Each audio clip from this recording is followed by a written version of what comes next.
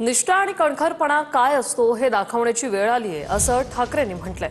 त्यांना वाटतं पैसे फेकले म्हणजे सगळं काही करता येतं।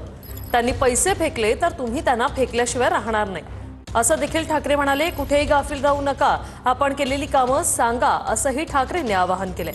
खरे बाण माझ्याकडे आहेत असं उद्धव ठाकरे म्हणतात। पण समोरची लोकही पाताळ यंत्री आहेत, ज्याला सामदाम दंडभेद म्हणतो, हे सगळे इकडे वापरण्याचा प्रयत्न होईल। आणि त्यावेळेला निष्ठा म्हणजे काय असते आणि कणखरपणा म्हणजे काय असतो हे आपण त्यांना आता दाखवून देण्याची गरज आलेली आहे। नाहीतर त्यांना असं वाटतं पैसे फेकले का सगळं काही करता येतं। पण आता ही लोक शहाणी झालेली आहेत। त्यांनी जर का पैसे फेकण्याचा प्रयत्न केला तर तुम्ही सगळे मिळून त्यांना फेकल्याशिवाय राहणार नाही हा मला आत्मविश्वास।